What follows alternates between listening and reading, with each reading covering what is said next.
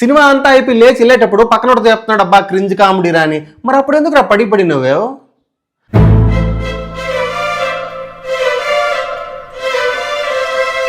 యో guys, welcome to Bombay talkies. చాలా flops తర్వాత రవితేజ మాస్ కంటెంట్ పక్కన పెట్టి క్లాస్ కంటెంట్తో ఈసారి థియేటర్స్కి వచ్చాడు.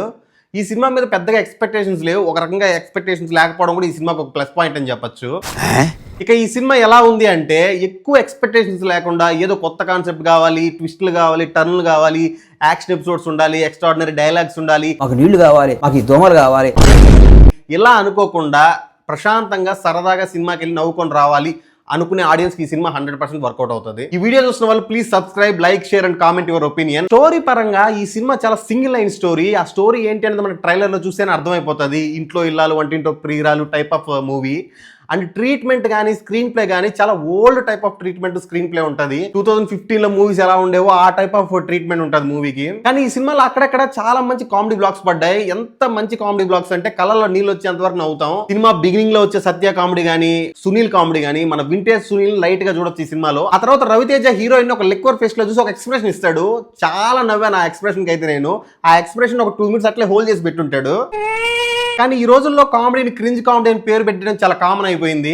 ఫర్ ఎగ్జాంపుల్ మొన్న వచ్చిన చిరంజీవి సినిమా, మన శంకర్ వరప్రసాద్ మూవీకి నా పక్కన కూర్చొని ఆయన పక్క నవ్వుతున్నాడు సినిమా అంతా అయిపోయి లేచి వెళ్ళేటప్పుడు పక్కన చెప్తున్నాడు అబ్బా క్రింజ్ కామెడీ రాని. మరి అప్పుడు ఎందుకు రా పడి నువ్వేవు?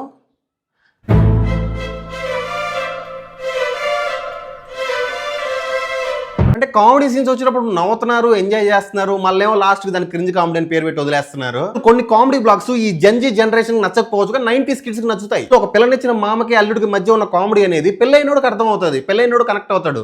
మామూలు కానోడు కనెక్ట్ కాడుగా వాడికి ఆ కామెడీ వర్కౌట్ కాదు. సో ఈ కామెడీ అనేది ఒకరికి వర్కౌట్ అవ్వచ్చు, ఒకరికి వర్కౌట్ కాకపోవచ్చు. అండ్ ఈ సినిమాలో ఉన్న నెగిటివ్స్ ఏంటంటే, ఆల్రెడీ చెప్పినట్టు very weak story line and old treatment. Screen play చాలా ఓల్డ్గా ఉంటుంది. అంతేకాకుండా క్లైమాక్స్ అయితే అసలు ఒక స్టేట్మెంట్ తో వదిలేస్తాడు, చాలా week climax. So time pass కి సరదాగా కామెడీని ఎంజాయ్ చేయాలనుకుంటే ఈ సినిమాకి వెళ్ళొచ్చు. సో ఈ సినిమాకి బాంబే టాకీస్ ఇస్తున్న రేటింగ్